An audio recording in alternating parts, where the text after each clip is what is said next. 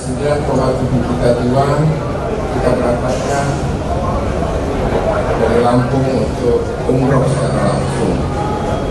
Insya Allah tahun depan kita langsung haji, jadi tidak lagi melalui Jakarta langsung. Oleh karena itu saya berharap ini bisa disampaikan kepada saudara-saudara kita semua. Kemudian lalu kalau di Jakarta harganya sekian, pas berangkat dari Lampung, logikanya kita harus lebih murah. Ya? Dan kalau ini dikembalikan lagi ongkos yang ke Jakarta, ya. Karena menurut saya efisiensi waktu, efisiensi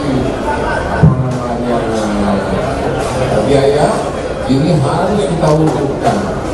Oleh karenanya atas nama pemerintah mengucapkan terima kasih kepada Menteri Perhubungan yang luar biasa membantu saya untuk menjadikan bandara ini menjadi bandara internasional, sehingga otomatis karena sudah internasional maka haji pun juga secara langsung.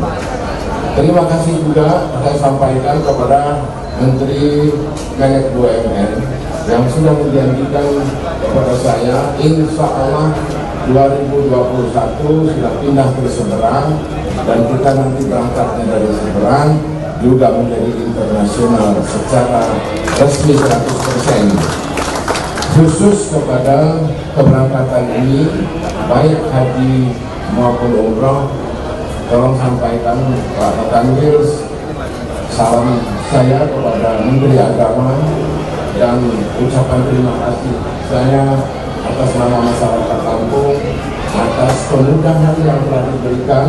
Insya Allah tahun depan kita juga membutuhkan kebijakan dari Kementerian Agama, Menteri Agama dan Pak Tanwir, nah sehingga bisa terwujud.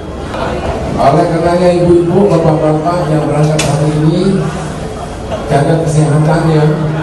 Mudah-mudahan ini berkah dari Allah, dan tolong doakan kami agar ibu-ibu, bapak-bapak bisa juga mendapat pahala untuk mendoakan yang lainnya bisa berangkat dari sini. Dan untuk rakyat kita yang saya lihat senyumannya sudah lepas. Terima kasih. Dari 9,7 juta jiwa kita berangkatkan dari Lampung untuk umroh secara langsung. Insya Allah tahun depan kita langsung haji, jadi tidak lagi melalui Jakarta.